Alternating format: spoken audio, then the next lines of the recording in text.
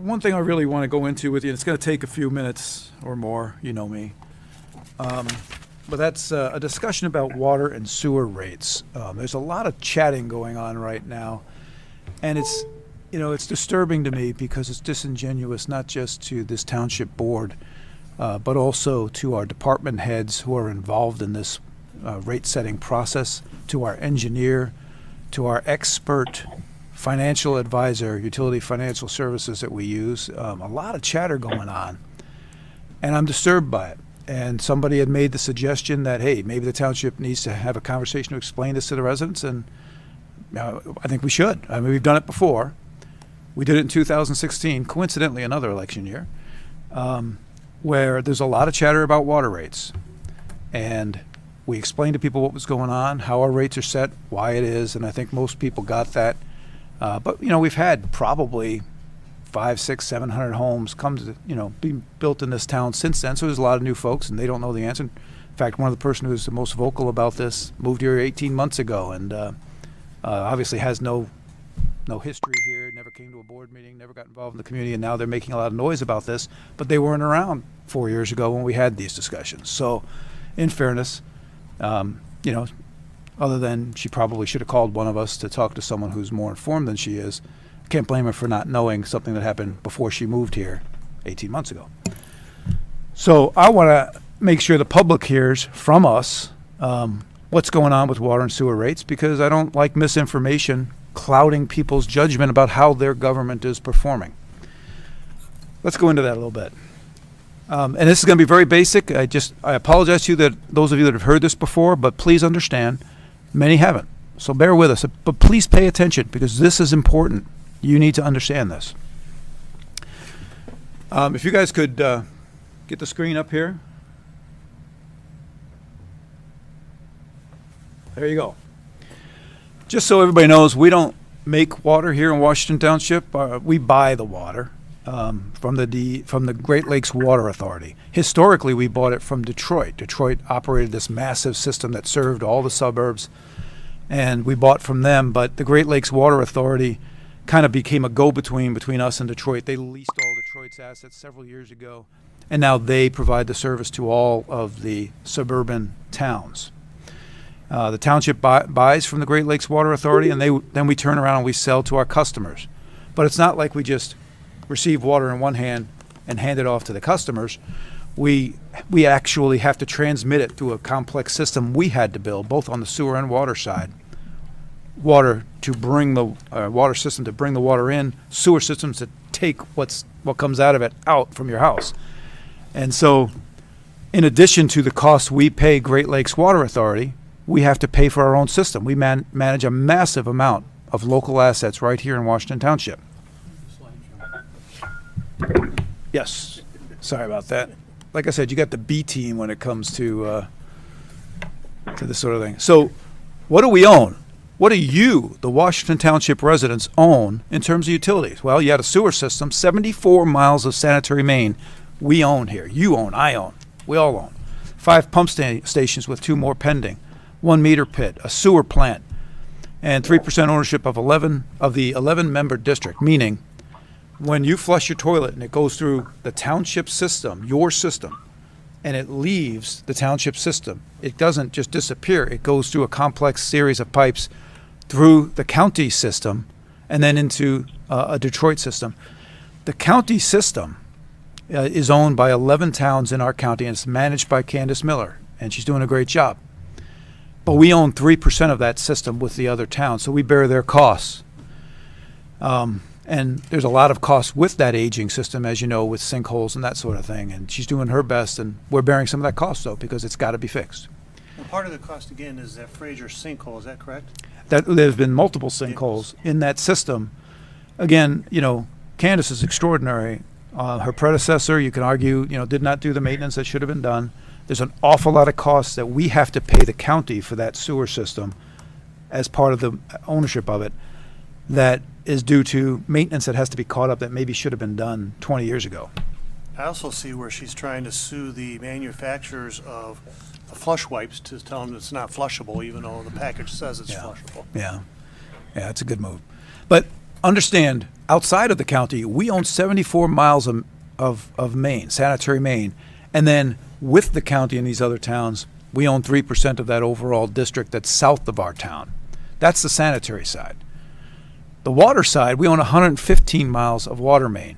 We own 1.5 million gallon storage facility, 2 booster stations, 2 meter pits, 7 pressure reducing valves, and all the meters and the complex high-tech remote meter reading system that brings all the reads to the township for billing. Now, when people think about, well, I'm buying water, I just want to pay for the water. I don't want to pay Washington Township or anything. You pay $1 to Detroit, I should pay you $1. Okay, think about it. I'm not trying. I am trying to be a little sarcastic here for fun. We'll build a pit on 26 Mile. The water will come into the pit. You go out there with your bucket, get your water, drive it back to your house, and take your shower. You can't operate that way. You have to have this complex system that you, Washington Township residents, have built over the last 40 years to deliver water to your home. And, we add a lot to this process. It's not just Detroit system. We have the contract with Detroit, and there's all the legal costs and the costs of maintaining that contract that we incur in-house. We had to design our system. There's tons of engineering costs every day related to the water and sewer system that we incur outside of the water costs from Detroit. We had to install that system. There's construction costs. I don't know if you know, construction guys, they don't work for free very often. When somebody else installs it, a developer builds a neighborhood and they install pipes sometimes, we have to inspect all that and make sure it's right. There's costs associated with that. Then we have to maintain the system once we own it. There's repairs, and some parts of our system are 30 and 40 years old now, so we're starting to see that. There's televising, sewer system. You have to send a camera through and see the condition of it. Somebody has to analyze that tape and make sure we understand where the problems are so we can go in and fix it. We also have to clean the insides of those pipes. We have 1,400 hydrants that we have to flush and test and paint and that sort of thing. We have meters that we have to change out every 10, 15 years. Some of these meters start to go bad. We have to change them out and replace them. And so on and so forth. There's an awful lot of work that goes to maintaining the system that we serve you with. It's not just Detroit, it's us, your system. So we have to test our system, test the water, that sort of thing. We'll have to test the output of our sewer treatment plant. We have to meter our system. We have to bill for it. Detroit sends us one bill. We have to send out 6,200 because there are 6,200 homes that are customers of this system. And then we have to collect that money. We have state and federal reporting that we have to do. We have customer service, tons of inquiries on water bills, especially when they're high. If we get a dry season, everybody has a high bill. They say, "Why is my bill so high?" You got to tell them, "Hey, look at your usage, not just your rate." The system is so large here in Washington. We're not a small town in that regard anymore. We actually are required to have an S1 certified leader, and that's Rich Amormino, who does a great job as our Public Works Director. But that's the highest level of water management that you have to have, and we've got that because we're large enough where it's required for us now. That's what Washington's doing. Washington's not just a pass-through. That's what we have to do so you can get your water from Detroit through the system to your home, so that you can get your waste out of your home through our system to the county. We're not just a pass-through. We're a major player in this health service for you. So people ask, well, how are rates determined? And there are towns that basically determine it based on politics and whether or not they got an election. We actually have a process. Great Lakes has long-term contracts with all the local governments they serve, and they serve everybody in this region. Okay. And the region's Wayne, Oakland, and Macomb, I believe, correct? It's beyond that. It actually goes beyond that, I believe. But certainly Wayne, Oakland, and Macomb are all part of it. The contracts are basically the same. There's no negotiating. I could negotiate a better contract. Okay, good luck, because there is no negotiating. It's an authority. So we go to the Great Lakes Water Authority, and this is the contract you're handed for the next 40 years. The difference from one town to the next is not negotiating. I'm a negotiator. I could do it if it was allowed. The difference is that the contracts differ in terms of the pressures of each town's system, because there's just some technical pressure differences, the peaks that they anticipate, and their total estimated flows on an annual basis. That's the differences between the contracts, and that does cause rate differences. Now, Other than that, the contracts are the same from town to town. Okay? So what about the contracts influences your rates? Well, there are basically three factors, three formula issues that drive our rates from Detroit. Our elevation, and we're one of the highest, if not the highest community in the county in terms of height off sea level. Our average distance from Detroit's pumping facilities, okay, and we're one of the farthest, so they have to pump farther. They have to pump higher, they have to pump farther. And when our peak usage is versus everybody else's. So if we're using our water when everyone else is, it's going to be more expensive because we're putting more strain on the system. And, you know, if everybody's showering at 6 a.m. and that's when we're all using water, guess what? We're putting a lot of strain on the system because we're all doing it at once. So we're charged more for that. This board, thank God, years ago, made the decision to invest in a water storage facility that addressed that one item. We can't fix our elevation. We can't fix our distance from their pumping stations unless you can lift the entire township up and move it, right? But we can fix when we use the water. So we built a storage facility to buy water during non-peak times, store it, and then during peak times of the day when everyone's showering, deliver it from the tank, not from Detroit. And that has allowed us to get concessions from Detroit that helps pay for that facility and eventually helps save us all money. At any rate, every year we have an outside, highly qualified financial service company that specializes in utility rate setting, called Utility Financial Services, used by many of our peers. I believe Shelby and Macomb use them. And they determine our rate structure based on what rate increases we're getting from Great Lakes Water Authority for water and from the county for sewer. Okay? They look at the increases we get from them, and they look at our projects and the things we're doing, and they say, okay, we think you need to change your rates by this much. And here's how much is fixed, and here's how much is variable. They make that recommendation. An outside, highly qualified financial services company, not a politician, not someone running for office, experts. So I talked about why we have water bills, but I haven't told you the whole story. There's the formula factors. There's the three factors. We can't change our elevation. We can't change our distance from Detroit's facilities. We can change our peak usage. And I'm going to show you that we did, and it's saving us money, and it's getting better every year. But there are other factors that are outside the formula. Our density. We are, by choice, a low-density community. I don't think any of you guys have anybody approaching you saying, hey, build more apartments and condos. It happens, but no one's begging us for that to happen. We are, by choice, a low-density community. That's our master plan. Think about it. If you got a mile of pipe that costs you $500,000, and you're in East Point, and 500 homes are connected to that mile of pipe, but you're in Washington and only 50 homes are connected to that pipe, guess what? The cost per customer is 10 times more for a Washington Township resident than for an East Point resident, in my theoretical example. Density matters. It's a cost of our lifestyle. And I think, although none of us like high water rates, I think we all want that lifestyle to continue. So density is a factor, and it's one we can control, but I don't hear anyone clamoring to change it, and I certainly don't want to change it.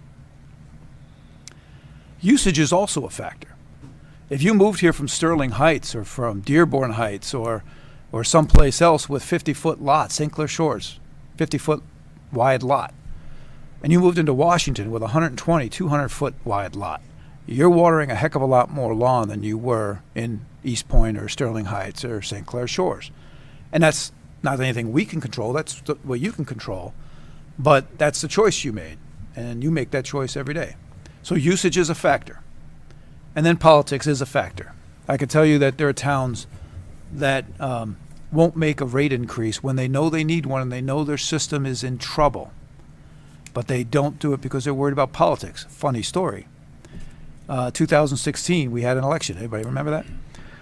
And, we got a 25% increase that year from Great Lakes Water Authority, Detroit Water and Sewer, for water. 25%.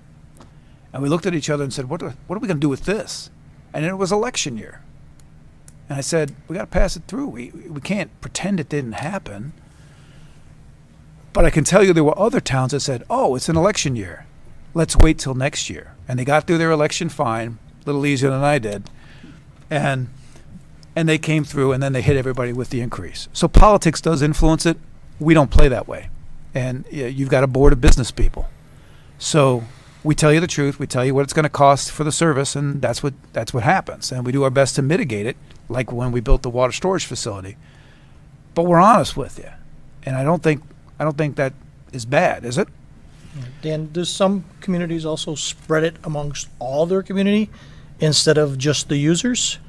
In terms of just have it almost be like a tax? Use it through their general fund. Well, I could tell you that, for instance, I believe in Romeo, they were subsidizing their water and sewer fund from their general fund. So they were keeping water rates artificially low by having the taxpayers fund it. And they just, in the last couple of weeks, they announced a $1,200 a year increase in their utility rates, which has got to be blowing people away. I mean, our average bill on an annual basis for water and sewer is about almost $1,300. So they've basically passed what our average bill is across as an increase in the last couple of weeks. And that's because previously they had been subsidizing it from general fund taxes. And that's not healthy. But that's what happens when politicians get into office and they want to pretend they're not hurting you. So they kind of take your tax money, and then they're not doing the things with the tax money they're supposed to be doing, fixing your roads, fixing your sidewalks, and they're using it to subsidize this other thing. And then they find out over time their roads and their sidewalks went to hell because they were using all the money to subsidize the water and sewer.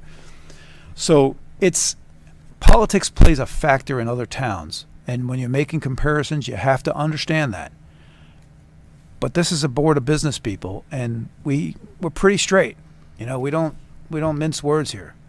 Back to the Romeo one, it was my understanding in a 2016 Macomb Daily article that they are required to be billed at a $10,000 or 10,000 gallon per quarter, regardless if they used it or not. So I think my understanding from a reading was that if you go away from Florida between January and February, back in 2016 it was $124.50 before the increase took place on May 18th, but Washington Townships was $94.50. Do you know if some of the communities still require that at that point? I don't. Every community, and that's what people don't understand. What you're highlighting is every community handles their fees differently. Some subsidize their utilities from their general fund. They shouldn't do that. Some charge you nothing but a variable fee. If you use the water, there's a fee associated with it, and per gallon fee, and that's what you pay. Others charge you largely a fixed fee with a little bit of a water fee, and there's a whole lot in between. And we're one of the in-between ones. And we're going to talk about that a little bit, but it tells you there's a dichotomy from town to town on how they do it. So when you make these comparisons, what I'm finding people are doing, I'm just trying to be real clear with you guys. What people do is they say, oh my gosh, look at the fixed fee Washington charges. That's awful. But they don't tell you what our variable fee is. And they don't tell you that when you design these fees, you're designing them both at the same time. And if you drop your fixed fee, you got to raise your variable fee, or vice versa, right? And that there's actually reasons why the fixed fee is set up the way it is. Not because a bunch of politicians decide it, but because a financial expert looked at it and said, these are the fixed costs of your system, and so therefore they should be recovered in a fixed fee. That's the way we do it here. We have an expert tell us what the fixed costs are, and that's how we recover it. In a lot of other towns, they just go like this and say, what's the political win tell me? And then they wind up with a bankrupt system that they have to subsidize through their general fund.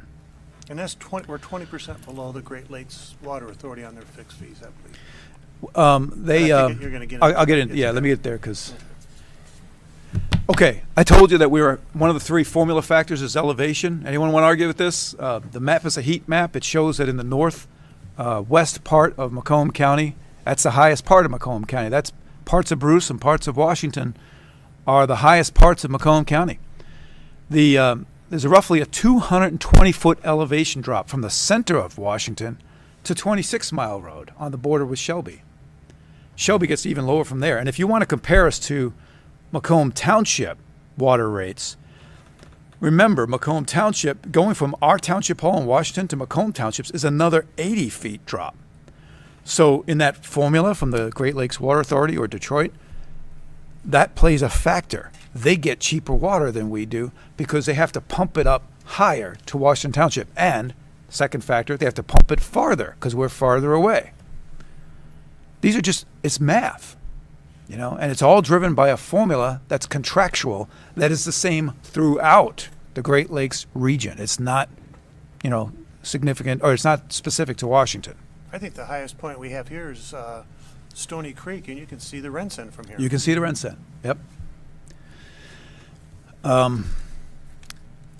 The one of the three factors that any town has the ability to control is their peak usage. And I told you we built a water storage facility. And I got to tell you, I took tons of grief when I proposed that.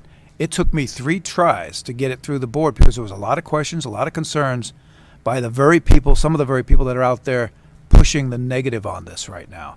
And they were wrong. They were wrong then, and the proof's in the pudding now. And that is saving us money. And we wouldn't be saving it if those people had their way when we fought that fight some years ago. But if you look at this slide, in the 5 years before that storage facility became active, our average rate per year was 9%. Our average rate increase in water. 9% per year before we built the facility. Once we built it, we did a 1.9% increase in 16 because our financial consultant just wasn't so sure we were going to get the negotiations right with Detroit, and we did.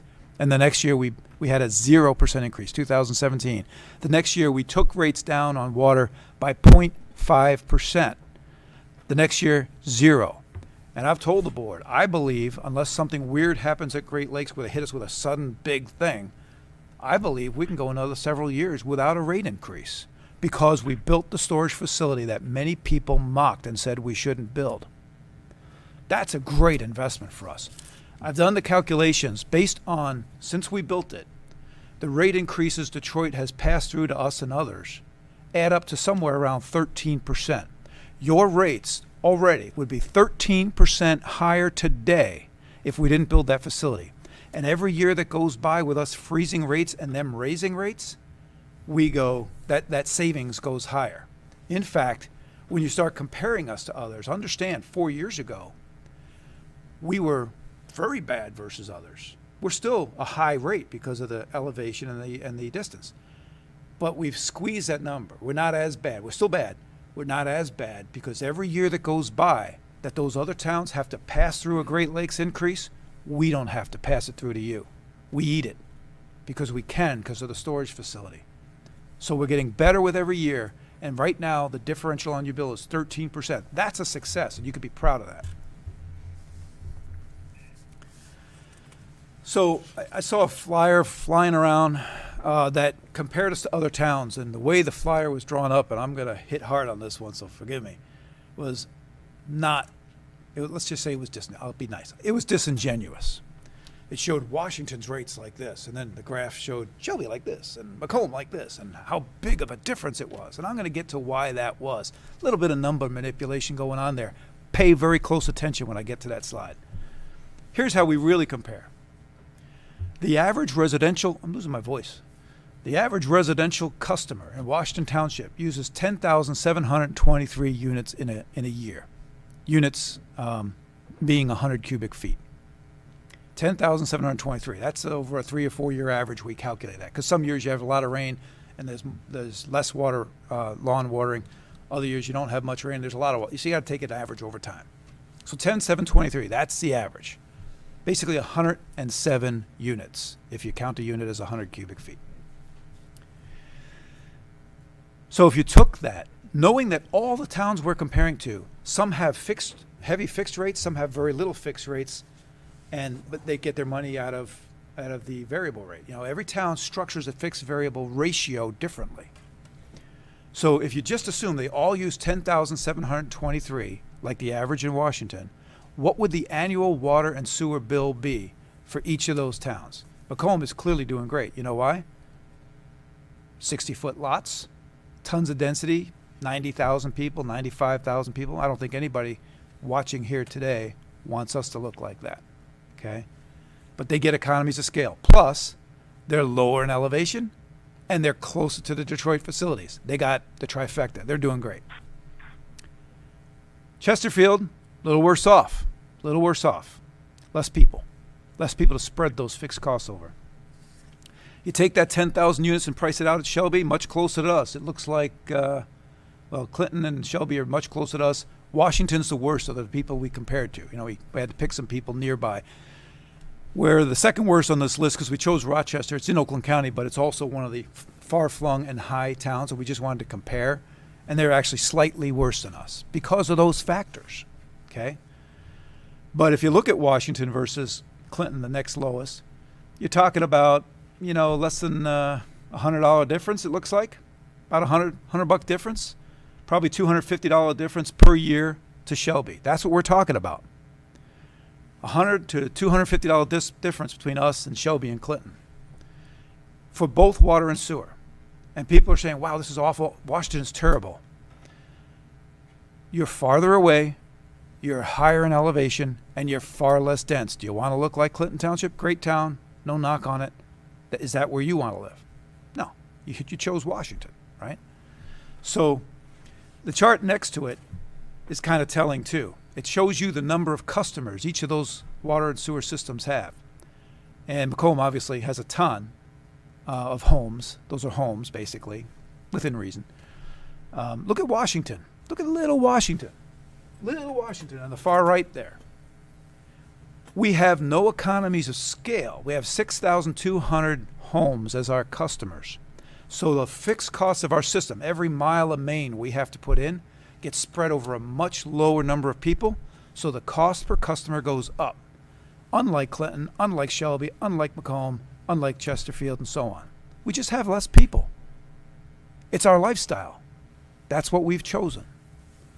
So, we got a much lower number of people per square mile, and that is a driver. But if you also look, largely, the cost increases, other than Clinton, which is a little weird, but they got an older system. The cost increases. They tend to get worse as you get away from Detroit, you'll notice. Clinton's a little different, but it's a very old system. And if you think about elevation, same thing. As the costs go up, guess what? Those towns go up in elevation. Again, Clinton being different because it's an older system. So when people complain about the rates, hey, I get it. We put a lot of work into controlling those rates. We built that $4.5 million facility to do it. It was the right thing to do, and it's helping. But understand, there are factors we can control and factors we can't control. And when people come in and start spreading misinformation, that's disingenuous. I also got that same flyer, and I was quite surprised to read that the person was an engineer, and I would think that this would be engineering 101 to figure this out. Elevation, pumping, what it takes to get from point A to point B. Well, I'm going to be kind and say that person moved here 18 months ago. Never been to a board meeting, hasn't lived here, wasn't here 4 years ago when we went through this with the community the first time. And never been to a board meeting, not involved in the community, never called me to ask for an explanation, and just put out a lot of information yesterday to the entire community that was simply wrong. It was simply wrong. And that's not fair to my employees who put this together, my consultants, our consultants, your consultants that put all this together. It's not fair to spread that kind of misinformation. So we know the phone's going to ring off the hook, and we're trying to say, hey, understand what's really going on here, I also think, too, that every board member unanimously voted across the board for each one of those up to 2016 till today. Everybody sitting at this table and everybody who's on the phone has voted yes on our water and sewer rate structure every single time it's come up. Every time. We get a detailed report from our consultant. Sometimes they've been with us face to face, sometimes by phone, but they always give us a detailed report saying, here's your rates, here's why. Everyone sitting around this table voted for it. Why? Because it made sense. And the experts were very, very good at analyzing what needed to be done. And that's why you have a healthy town. But again, I want you to think about what the brouhaha is.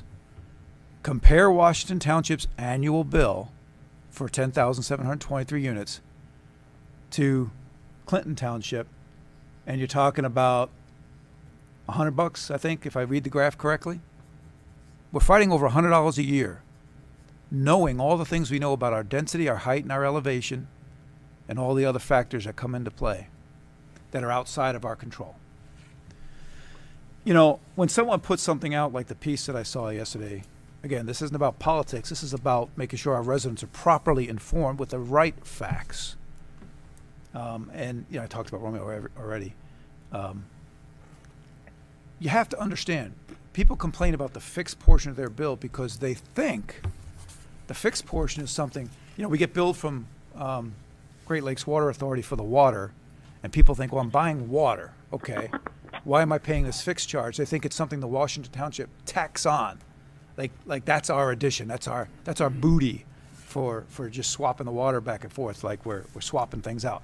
Here's where fixed charges come from. Before 2010, Detroit really didn't have a fixed charge.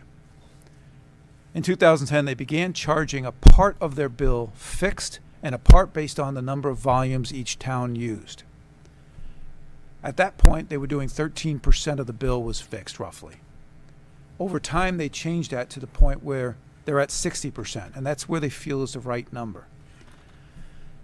Their logic is not wrong. I don't know if their numbers are right, but their logic is not wrong.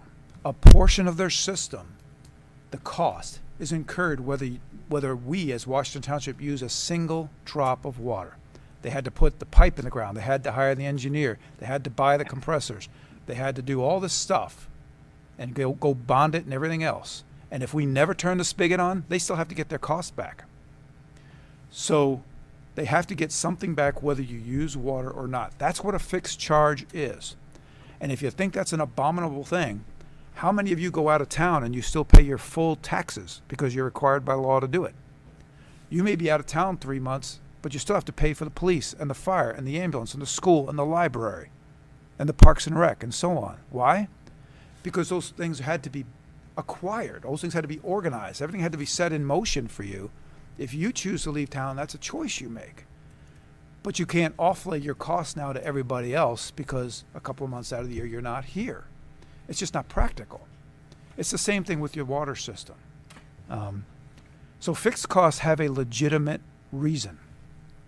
Now, the bill from Detroit to Washington Township is 60% fixed. Our bill from Washington Township to you, the residents, is only 40% fixed. We're not at the same level. In fact, what we're tacking on, you know, we tack on something for variable, we tack on something for fixed, but our overall ratio is only 40-60, where theirs is 60-40, okay? And that's because we have an expert financial advisor come in and analyze how much of our costs are fixed versus variable. And they come up with that split, and this board approves that every year.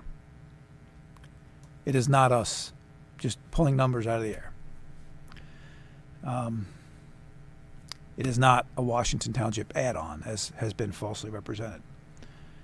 So, different towns handle this differently. And again, politics plays a part. But politics isn't about running a healthy utility. And remember, this isn't my utility. You own this. So if we mismanage it, if we push costs off to the future and let things deteriorate and all that, you're the one that eventually pays the cost. Our job is to maintain it properly and, in the long run, save you money by doing so. Not play political games and put things off and all that and let things deteriorate so that some future board has to fix it and we can blame it on them. That's what happens in every town in America. We don't play that way. But different towns might go with no fixed and just do a variable rate. That's their choice. But understand what happens. If it's a very wet year and nobody's watering their lawn, all of a sudden they got a revenue shortfall and they can't pay their people. And then you have a crisis. We can't be there. We won't be there. We do it right. Not necessarily the people, but the equipment to maintain it. And the equipment to maintain it. This is your system. You want us to maintain this. You don't want us making political decisions with your money. And the 40% we charge as fixed, that our expert advises us is the right number for our fixed costs, is not a political decision, it's a business decision. And it maintains a healthy system for you. And she was at that presentation back in 2016 and presented that exact same information to everybody. Yep. Let's talk about fun with numbers. So when somebody puts out a flyer to kind of get you concerned, Read it closely. I did. Because we have a 40% fixed component in our town, and our peers don't necessarily have that component because they make their decisions on a different basis. When you compare us to other towns, you can make us look really good or really bad, depending on the assumption you use for the volume flowing through. This is going to bore the heck out of you. Please stay with me because this part's fun, really, if you think about the deception that sometimes occurs. Let's say I have two towns, and let's say they both need $1,000 to run their system properly. They're the same town, same exact kind of town. They both need $1,000 to run their system. Town 1 doesn't charge their customers anything for a fixed cost. Town 2 charges $400 for a fixed cost. That means Town 1 needs to charge $1,000 in variable. Town 2 only needs to charge $600 in variable. And if they assume an average unit sales of 100 each, let's say they're the same size town, they sell 100 units a year. Town 1 will have a $10 variable fee for the water. Town 2 will have a $6 fee. But they'll both get to the same spot. They just did it differently. One did more fixed, mixed fixed and variable. One did just variable. If you want to make one town look better than the other, just assume in your graph, like this person did, a wrong usage number. Let's go with this. Let's say that the person assumes the towns are only using 70 feet or 70 units. Well, the total bill for Town 1 would be $700. The total bill for Town 2 would be $820. You'd say, oh, Town 1's doing a better job than Town 2. Yeah, but that's because they really use 100. You use 70 as the units. Well, let's say you want to make Town 2 look good. Assume 130 units are used. When you have fixed costs, the more units you sell, the lower your per person rate, right? In that case, you wind up making Town 2 look like the lower rate. So I bring attention to the fact that recently a communication was issued by somebody who's lived here for 18 months, never been to a board meeting, never contacted me or anyone who actually knows something, anyone from the sewer committee, to find out how rates are structured, issued a flyer doing a comparison at 72 units when the average unit usage in Washington Township is 107, 10,700 cubic feet or 107 units. That's deceptive. That's disingenuous. And I'm going to pass it off as it's just somebody who doesn't know our community because they just moved here and hasn't been to anything and just got it wrong. I'll just pass it off as that. Let's talk about sewer rates for a little bit because these are higher in terms of their cost increases every year. There's reasons for that. But there's also an interesting story. The 5-year average increase, each year increase up till 2015 was 8%. In the last 4 years, we've kept that at 5%. Now, that's still high. 5% a year is still high, in my view, not to the experts. But we brought it down. And someone will say, well, why was it so high? Well, over that 4-year period, the county, who we send our waste to, hit us with 20.7% increase. That's just taking the 4 years and adding them together. It's not even compounding them. They hit us with 20.7% in total simple increases. And we pass on to our customers 20.6. So do the math. We are passing through the increases we got. And I'm not knocking the county. They are doing a great job because they inherited a system that wasn't properly maintained by the prior person before Candace, and they're busting butt making it right. You know, we had the sinkhole that drew everyone's attention to what's going on with the county system. It's aged, it's been neglected, and they didn't just repair that, which was a huge cost that our residents bore. They are going through their whole system looking for problems and making sure they don't exist and making sure they're corrected before they become a sinkhole. And isn't that what you want them to do? That's what I want them to do. So, yeah, the costs are higher there. And we're passing those costs through, you know. We've got our own system, our own local system. And based on that sinkhole and other things going on, we bought a television truck. We're televising our system. We're cleaning it. We're looking for problems. We're fixing them because we will not have a sinkhole in Washington Township. We're not going to have that happen with our part of the assets. So we're following suit. And as a result, you've got 5% a year increases the last, 4 years, but it's a pass-through of what the county's done, and it's lower than the prior 5 years. But there's other things too. We've also built a sewer plant, and there's been some discussion about, well, why didn't you just let them go to Romeo? Because they were trying to annex our property, and the financial damage to the taxpayers of this community from someone annexing a commercial property, the highest value property in terms of contribution of taxes versus the cost we incur to them, would hurt us greatly. So we built a sewer plant to prevent that annexation. It also, though, happened to help us with North End business development that could never make it down to the southern system. They just were never going to get connected. That's just the master plan. There's no way to get it there. So this helped those North End businesses, and we're seeing a ton of interest from those businesses. They signed a petition, 67%, asking for sewer to be laid in front of their businesses between 30 Mile and 31 Mile. We're helping those people. And that person that went out there and attacked us for building that plant, what's your answer to those businesses on Van Dyke who are being helped by what we did? We're helping them. That's our job. Now, whenever you add big costs, of course, the overall system is bearing those costs, and that's part of the reason for the 5% rate. It's a couple of percentage points probably. But as time goes by and people hook up, they're not only contributing to their cost of the system, they're contributing to the fixed cost of all the other people in the system, and they bring it down. So there's a little bit of a bubble in time, but it all turns over, and everybody gets better off because of economies of scale. Plus, you get all the taxes those new businesses generate and all the jobs that we would have lost to annexation. Now, businesses pay more in water, 4 times more, is that correct, than the citizens do? No, that's taxes. But sorry, okay. You're on it, though.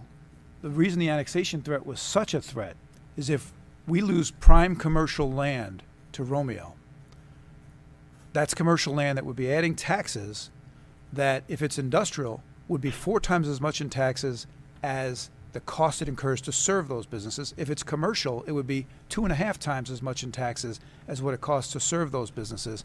They subsidize the residents. They subsidize you and me. So we couldn't let commercial land go, and it's irresponsible that someone would suggest it. It's scary that someone would suggest that so flippantly. So somebody on a video who said that Romeo, that because the new Meyer is so close to Romeo, should tap into the Romeo system is incorrect. It's a horrendous. Because that's sending all that money, the revenue from Washington earned, back to another community. Back to another community, keeping us from having taxes subsidized by Washington Township residents. And there's another factor. Candace Mills doing a great job, love her, but she won't be there forever. Look what happened to the downstream system under 30 years of someone else's control, and all the costs we're incurring now that you're seeing reflected in your sewer numbers. Having our own sewer plant on the north end at least takes that portion of town and all that commercial property that we serve, and it puts us in control of making sure that system is properly maintained. And at least I trust this board to make sure the right thing's done. And I trust Washington Township residents to hold them accountable, even after we're long gone. But it's a little tougher at a bigger level with the county. It's just, you spread out responsibility and things get lost. Not at the local level. People can walk right into our office and yell at us right then and there that day. There's accountability at the local level, So, again, 5% a year increases the last 4 years. Guess what? That's what we were getting from the county. And it's the right thing to do because we have to get the county and our system in the best shape possible. Sam had raised some issues in a video in the last couple of days. I want to make sure they're addressed because that's what the residents wonder about, right? People go to Florida and still come back to a $100 water bill. Why did I get a bill when I wasn't even here to use it? It's what I described earlier. It's our fixed fees that whether you're here or not, we incur. And so just like DWSD did to us and just like all the millages do to you, those fixed costs don't go away just because you were gone.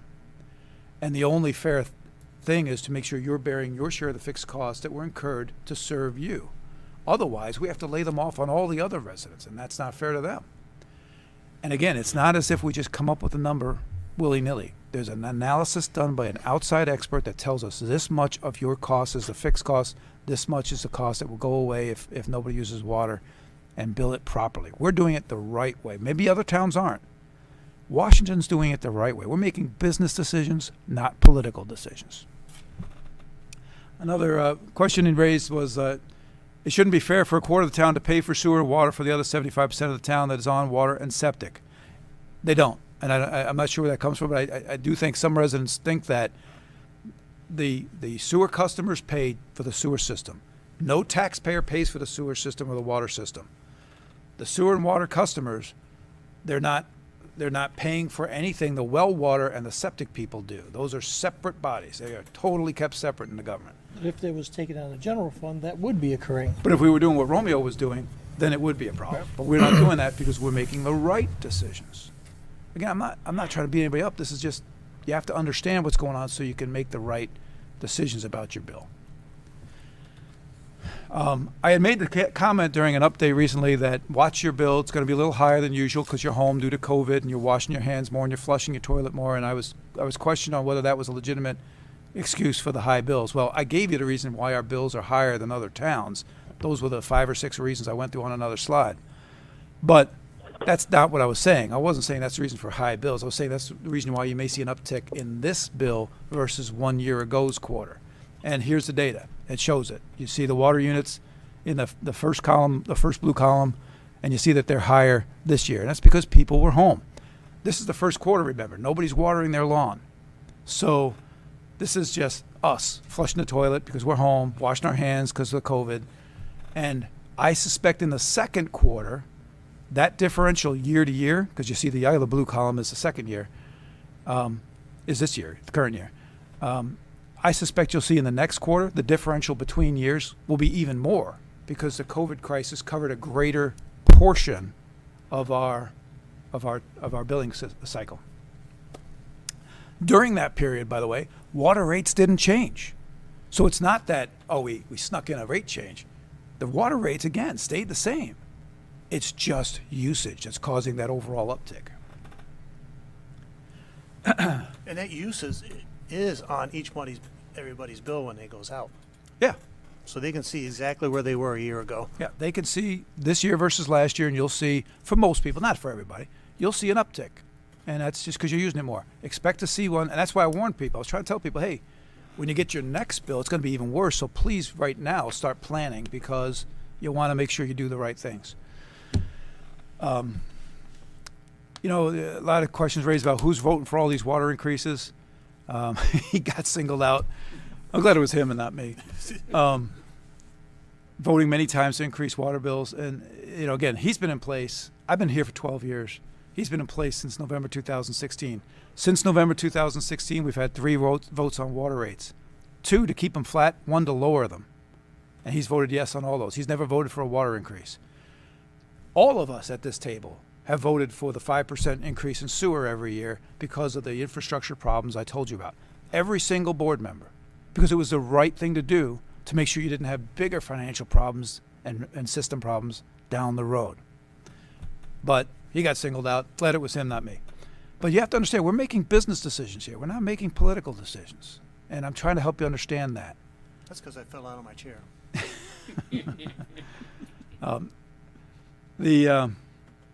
Again, all the board members had the same information. It was all identical. Great information from UFS. Fine company. I do want to put it in perspective, and I hesitate to say this because I'll get totally taken out of context like usual. I'm not saying that the water bills are great the way they are because our elevation and our distance and our density do cause them to be higher, and I know that frustrates people. But I'm asking you to put it in perspective.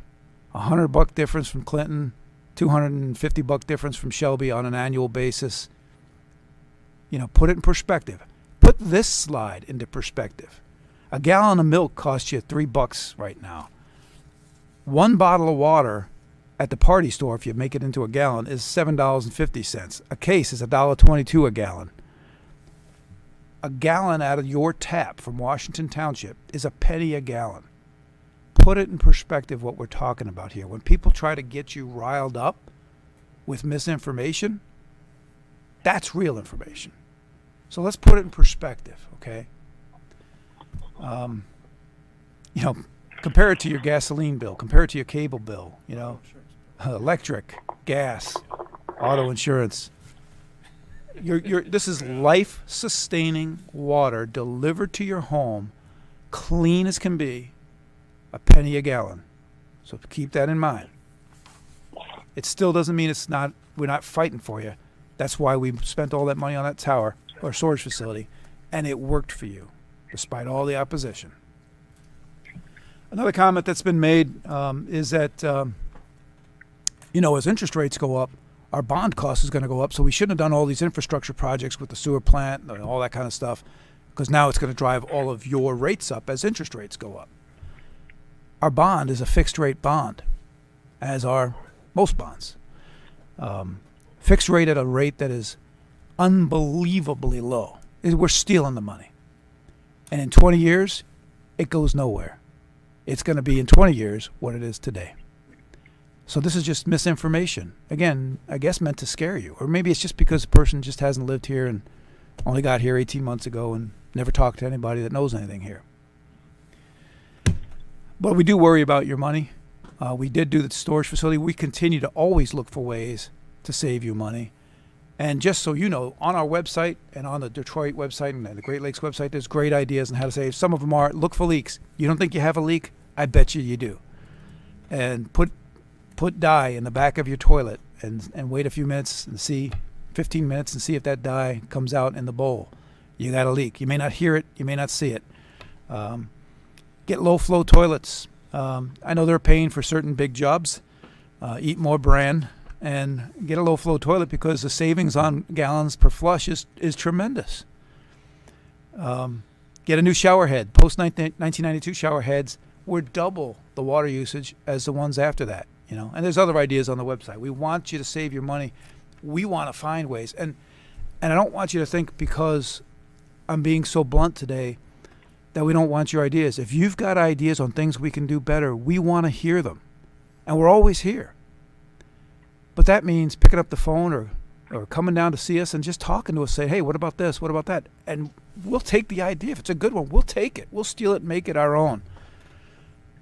But telling the whole world that everything's wrong and people are lying to you and all that, and they're shading the numbers, and never even talk to us, and you haven't even lived here, it's not acceptable. That's not the way you do things. I looked today on the internet to find out which one is the highest costly gallon, or which one uses the most gallons appliance in the household. It's a dishwasher. It uses 6 gallons per wash. Really? So if you think how many times you wash your dishes, the more people you got at home, 6 There's always- times 3, 6 times 4, that's where all the water's going. Always ways to cut it. And this board will listen to you. If you have an idea, we want them. We're doing our best to structure it properly. Maybe it should be 35% fixed and 55% variable. Don't make me do the math. I might have been off by 10%. But maybe we got the variable percent mix a little bit off. Let's hear about it, But our expert doesn't think so. And next time we set rates and it's on the agenda, it comes up these days, I think, every September. Come to the meeting. Help us understand your perspective. We're here to serve you. We're not trying to deceive you. We're not trying to get something over on you. And that's what I'm concerned about. We are your servants. We work for you. This is your utility, not mine. Well, mine too, 1/27,000th of it. But we serve you. Come talk to us. Let's not spread misinformation. This is not a time and not a place to spread misinformation. The world's got too much of that right now. I was thinking about this when I got that thing in the mail, and I'm thinking about, and you mentioned this fixed versus variable cost, and those are great financial terms, and maybe most people understand them, maybe they don't. But I was thinking about this in this COVID environment that we're in right now. You go out and you buy a new car and you park it in the garage. Your fixed costs are your payment, whatever you're paying on that car per month. And the fact that we're all trapped in the house means my variable cost, which would be the gasoline I put in the car, it went way down. Yep. So it's a huge bonus for me. So I've got this fixed versus variable ratio. But you're still paying that car payment. I'm which is still your making fixed the car cost. payment, and it's still way up here, and I'm getting absolutely no benefit. But the good news is my variable costs, they're really low because I'm not putting any gas in it. Kind of like going in a boat. There you go. Can't use it in the wintertime. Yep, yep. Yeah. So, it answers some of the questions about the folks that go down to Florida and they spend the first quarter down in Florida and they come back and they've got a, I don't know what it is, $125, $130 water bill, and they're screaming, what's going on? I didn't even use a drop of water. Well, you've got this infrastructure that's in the system. It's in the ground. You don't even pay any attention to it. Most of us don't even know it's there. But we have to pay for it. But you got to pay for it. You got to maintain it. It's just like a car. But what I'm begging people to think about is, you're not buying water. You're not. Water's free. You're buying the water and you're using the service of the facilities. You're paying for both. And you got that, you know, that those facilities, that part is there whether you buy the water or not. And, you know, again, I hope nobody's taking this as me being overly confrontational. I'm trying to be just honest with you. This is just, you just got to try to understand, you know, the challenge we're up against. This is a complex topic, and I hope you paid attention to it, because you'll make better decisions and you'll understand your bill better. And maybe you'll make better decisions about the way you use your water and sewer. Do any board members have any questions on that? I think that's about it for me. Anybody else have an elected official update? Just one quick one, just a reminder that the water bills are due Wednesday, June the 10th. The township is still, Good timing, Mike. yeah. The township is still